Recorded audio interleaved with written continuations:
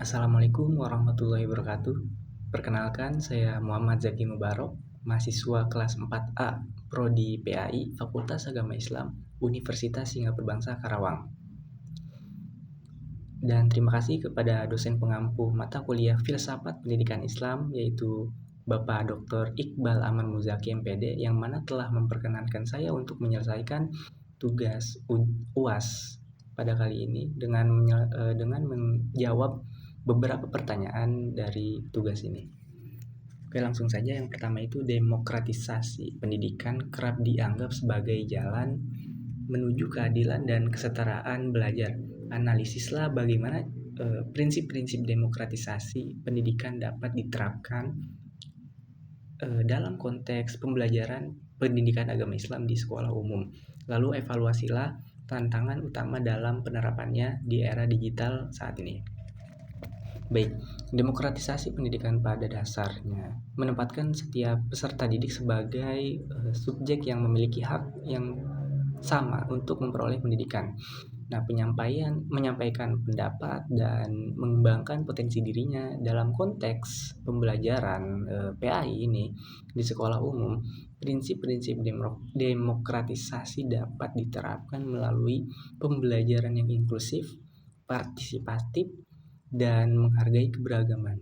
Ada beberapa cara. Yang pertama itu memberikan kesempatan yang setara kepada seluruh siswa untuk bertanya, berdiskusi, dan menyampaikan pandangan tentang materi PHI tanpa diskriminasi latar belakang sosial, ekonomi, maupun kemampuan akademik. Kemudian yang kedua itu menggunakan metode pembelajaran dialogis seperti diskusi kelompok, studi kasus, dan problem based learning, sehingga siswa ini tidak hanya menerima materi secara pasif, akan tetapi juga aktif berpikir kritis terhadap nilai-nilai Islam. Kemudian yang ketiga ini ada menghargai perbedaan pendapat dalam hal pemahaman keagamaan yang masih berada dalam koridor ajaran Islam dan aturan sekolah, sehingga tercipta sikap toleran dan moderat. Kemudian setelah ada beberapa cara, tentunya menghadapi beberapa tantangan utama di era digital ini. Walaupun prinsip demokratisasi pendidikan sangat ideal, penerapan pun menghadapi beberapa tantangan. Yang mana pertama ini ada kesenjangan akses teknologi. Tidak semua siswa memiliki perangkat dan koneksi internet yang memadai, sehingga kesempatan belajar belum sepenuhnya setara. Kemudian maraknya informasi keagamaan yang tidak terverifikasi. Siswa mudah mengakses berbagai konten agama di medsos yang belum tentu benar, sehingga guru PAI perlu membimbing kemampuan literasi digital dan berpikir kritis mereka. Kemudian menurunnya kualitas interaksi pembelajaran. Pembelajaran digital terkadang membuat komunikasi antara guru dan siswa menjadi kurang mendalam, padahal pendidikan agama membutuhkan keteladanan dan pembinaan karakter. Oke, itu nomor 1. Kemudian lanjut ke nomor 2, yaitu Ibnu Khaldun memandang pendidikan sebagai proses bertahap yang memperhatikan aspek akal dan adab. Nah, sintesiskan konsep pendidikan Ibnu Khaldun tersebut dengan model pembelajaran PAI berbasis kurikulum merdeka. Bagaimana Anda akan mengaplikasikan sintesis ini dalam rancangan pembelajaran PAI di kelas menengah pertama ataupun SMP. Ibnu Khaldun memandang pendidikan sebagai proses yang berlangsung secara bertahap, yaitu tadarruj, menyesuaikan kemampuan peserta didik serta menyeimbangkan pengembangan akal, keterampilan, dan adab. Sementara itu, kurikulum merdeka menekankan pembelajaran yang berpusat pada peserta didik. Kemudian pengembangan kompetensi serta pembentukan karakter melalui profil pelajar Pancasila. Kemudian yang kedua konsep tersebut memiliki kesamaan, yaitu sama-sama menempatkan peserta didik sebagai subjek yang berkembang sesuai potensi dan tahap perkembangannya. Nah, sintesis kedua konsep tersebut dapat diwujudkan dalam pembelajaran PAI yang tidak hanya berfokus pada penguasaan materi, keagamaan, akan tetapi juga pada pembentukan akhlak dan kemampuan berpikir kritis. Materi diajarkan secara bertahap dari yang sederhana menuju yang lebih kompleks, kemudian disertai kegiatan yang mendorong siswa memahami, menghayati, dan mengamalkan nilai-nilai Islam dalam kehidupan sehari-hari.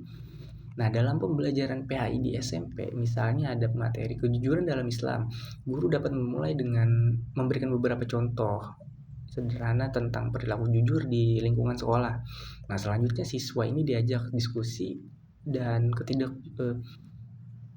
mengenai dampak kejujuran dan ketidakjujuran dalam kehidupan. Setelah itu memahami konsep ini, siswa diberikan proyek sederhana berupa jurnal atau laporan praktik kejujuran selama 1 minggu. Nah, pada akhirnya pembelajaran siswa melakukan refleksi terhadap pengalaman yang diperoleh dan mengaitkannya dengan ajaran Islam. Next ke nomor 3, yaitu Kiai Haji Ahmad Dahlan menekankan pentingnya integrasi ilmu, agama, dan sains dalam pendidikan.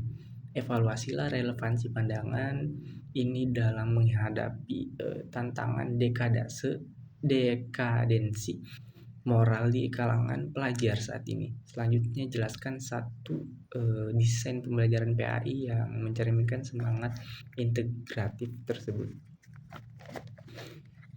Kiai Haji Ahmad Dahlan menekankan bahwa ilmu agama dan ilmu pengetahuan umum ini tidak boleh dipisahkan karena keduanya saling melengkapi dalam membentuk manusia yang beriman ataupun insan yang berakademik, berilmu, dan bermanfaat bagi masyarakat. Pandangan ini sangat relevan dalam menghadapi tantangan dekadensi moral di kalangan pelajar saat ini, seperti menurunnya sikap sopan santun, penyalahgunaan medsos, perundungan, kemudian perilaku yang konsumtif, hingga rendahnya tanggung jawab terhadap lingkungan. Nah, kemajuan sains dan teknologi yang tidak diimbangi dengan nilai-nilai agama dapat menyebabkan peserta didik memiliki kecerdasan intelektual yang tinggi tapi lemah dalam aspek moral dan spiritual. Maka dari itu, integrasi ilmu agama dan sains diperlukan agar peserta didik ini mampu memanfaatkan perkembangan teknologi secara bijak, serta menjadikan nilai-nilai Islam sebagai pedoman dalam kehidupan. Nah, salah satu desain pembelajaran PAI yang mencerminkan semangat integratif tersebut adalah PBL, pembelajaran berbasis proyek ataupun project based learning. Pada materi menjaga lingkungan sebagai amanah Allah, guru mengawali pembelajaran dengan menjelaskan dalil Al-Quran dan hadis tentang kewajiban menjaga alam. Selanjutnya, siswa ini mempelajari konsep ilmiah mengenai pencemaran lingkungan, pengelolaan sampah, dan dampaknya terhadap kehidupan. Setelah itu, siswa ini bekerja dalam kelompok untuk membuat proyek kebersihan sekolah, kemudian program pemilihan sampah, atau penanaman pohon di lingkungan sekolah. Nah, pada akhirnya kegiatan siswa ini mempresentasikan hasil proyek serta merefleksikan hubungan antara ajaran Islam dan ilmu pengetahuan dalam menjaga kelestarian lingkungan. Oke, next ke nomor 4, yaitu Kiai Haji Hashim Asy'ari menekankan pentingnya akhlak dalam pendidikan dan sikap tawadu terhadap guru. Analisislah pemikiran ini dalam konteks pengembangan karakter siswa dalam pembelajaran PAI.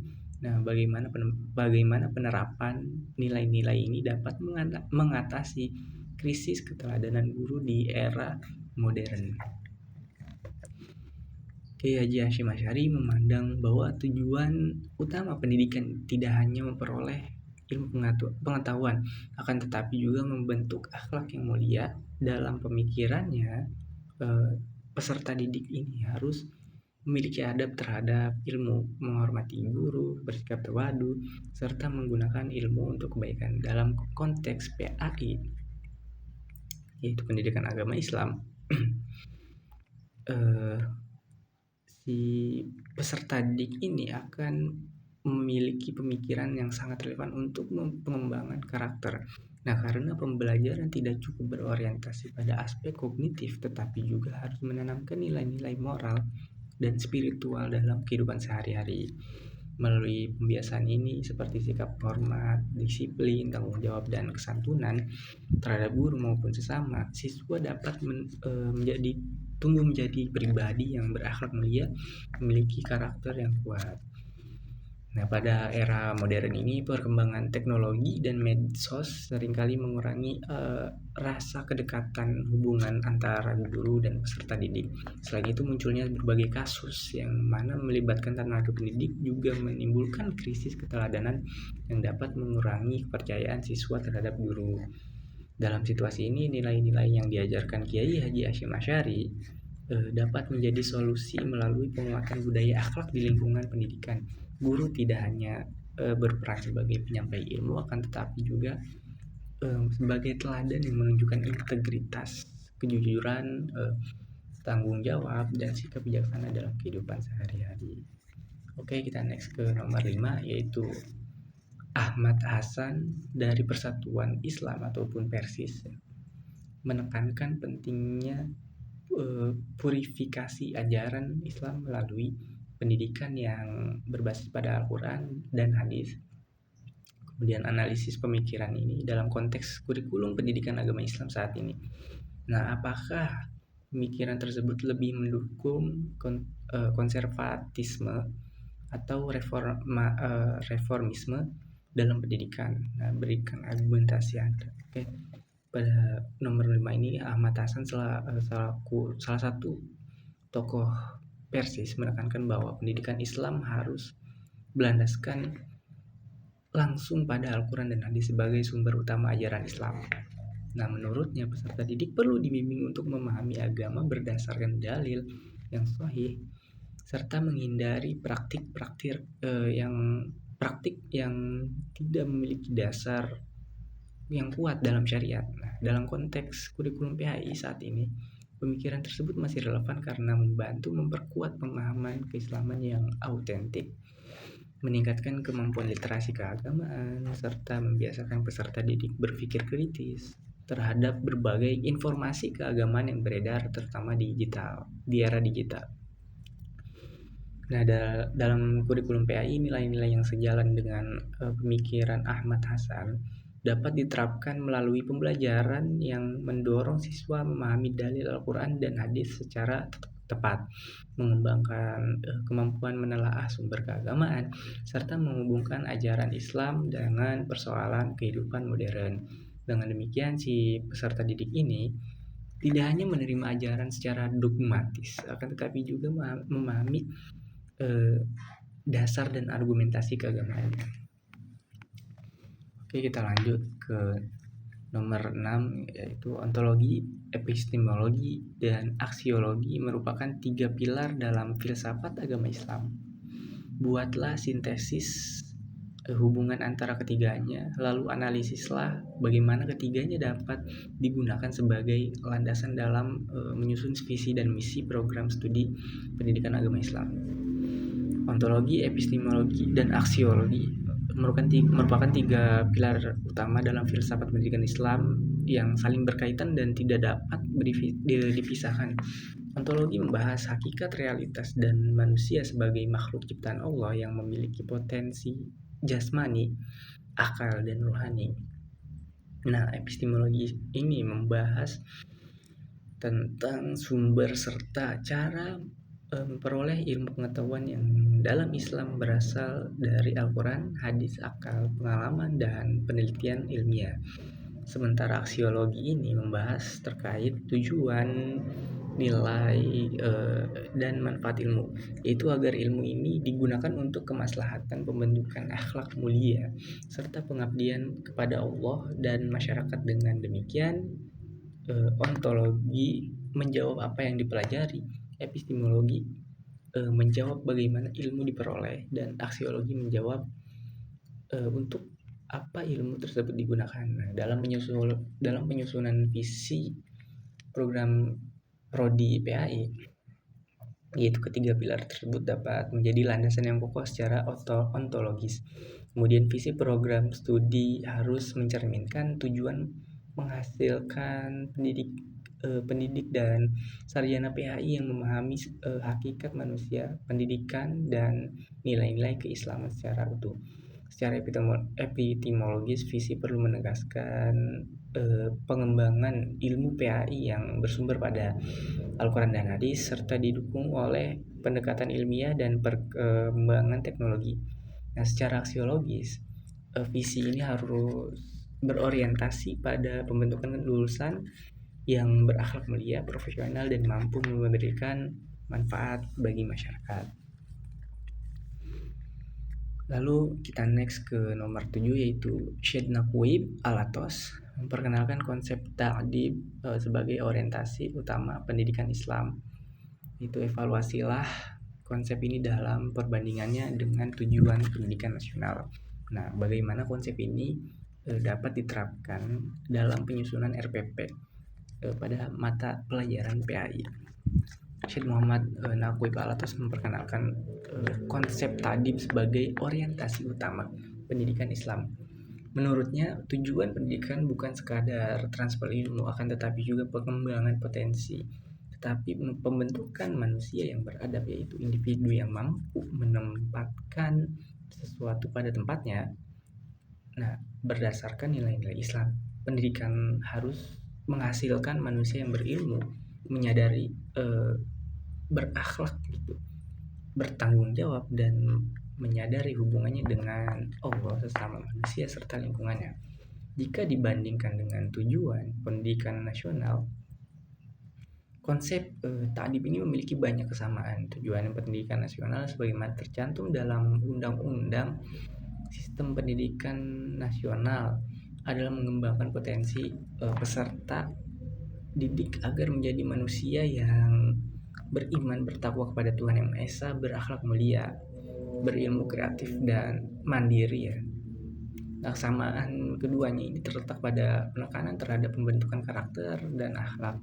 Namun konsep ta'dib ini lebih menertibkan, menitik beratkan pada pembentukan adab sebagai inti pendidikan, sedangkan tujuan pendidikan nasional memiliki cakupan yang lebih luas, mencakup aspek sosial, intelektual, dan keterampilan kewarganegaraan.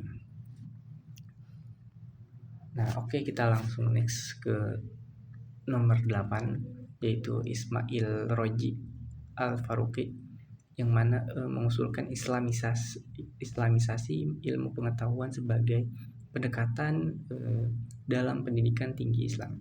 Nah, berdasarkan pandangannya, rancanglah atau jelaskan satu model pembelajaran interdisipliner antara PHI dan ilmu sosial, misalnya sosiologi atau ekonomi, yang bisa diterapkan di sekolah. Islami Roji Al-Faruqi mengemukakan gagasan islamisasi ilmu pengetahuan, yaitu upaya mengintegrasikan nilai-nilai Islam dengan berbagai disiplin ilmu modern agar ilmu tidak terlepas dari nilai ketuhanan dan kemanusiaan. Nah, salah satu modelnya yaitu model pembelajaran interdisipliner yang dapat diterapkan di sekolah adalah integrasi antara PAI dan ekonomi pada materi zakat, infak, dan keadilan sosial. Dalam pembelajaran ini, guru PAI menjelaskan konsep zakat, infak, sedekah, serta dalil-dalil yang melandasinya dalam Al-Quran dan hadis. Selanjutnya, guru mengaitkannya dengan konsep ekonomi mengenai distribusi pendapatan, kemudian kemiskinan, kemudian kesenjangan sosial, dan kesejahteraan masyarakat. Nah, kegiatan pembelajaran dapat dilakukan melalui PBL, yaitu Project Based Learning. Project Based Learning. Siswa dibagi menjadi beberapa kelompok untuk mengamati kondisi sosial ekonomi di lingkungan sekitar, kemudian diidentifikasi bentuk-bentuk kesenjangan sosial, kemudian menganalisisnya, kemudian akan berdasarkan perspektif Islam dan ilmu ekonomi. Hasil analisis ini disajikan dalam bentuk laporan, poster, maupun presentasi kelompok. Nah, melalui model ini peserta didik tidak hanya memahami hukum dan hikmah, zakat dari sisi keagamaannya, akan tetapi juga memahami dampaknya terhadap pemerataan ekonomi dan kesejahteraan sosial. Ya, sudah beberapa pertanyaan yang sudah saya jawab untuk tugas UAS mata kuliah Filsafat Pendidikan Islam ini. Terima kasih dan mohon maaf kurang lebihnya. Ihdinas siratal mustaqim, wallahu muwaffiq ila aqwamit thoriq. Wassalamualaikum warahmatullahi wabarakatuh.